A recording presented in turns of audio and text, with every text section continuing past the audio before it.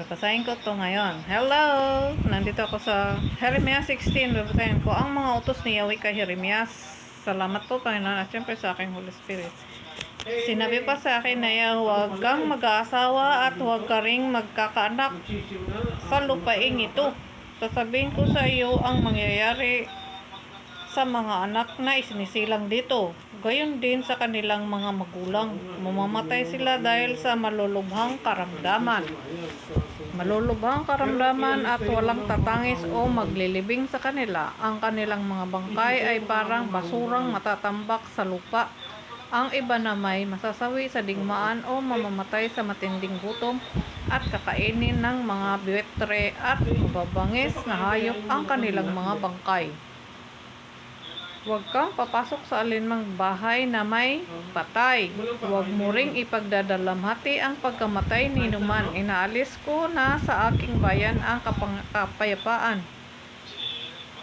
Hindi na ako magpapakita sa kanila ng pag-ibig at pagkahabag. Mayaman at dukhay mamamatay sa lupaing ito. Hindi sila ililibing ni iiyakan. Walang taong susugat sa sarili o mag-aahit ng ulo.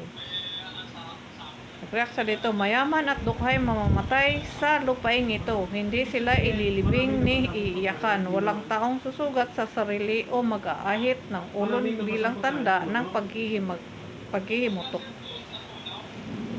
Wala nang sasalo sa naulila upang aliwin ito. Wala nang makikiramay sa mamatayan kahit pa ama o ina ang namatay. Huwag kang papasok sa bahay na may magdaraos ng piging. Huwag ka ring sasalo sa kanilang kainan at inuman. Ako'y si Yahweh ang makapangyarihang Diyos ng Israel.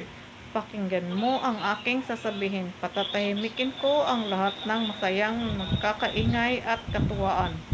Hindi na maririnig ang masayang tinig ng mga taong kasal ang pagkaganap ng mga bagay na ito. Masasaksihan ng mga taga rito ang itatanong nila sa iyo kung bakit ko sila pinarusa ng gayon. Itatanong nila kung anong kasalanan ang nagawa nila laban sa akin. Sabihin mo sa kanila, ganito ang sabi ni Yahweh. Ang inyong mga ninuno ay tumalikod sa akin, sumamba at naglingkod sa mga Diyos-Diyusan. Itinakwil nila ako at hindi sinunod ang aking mga utos.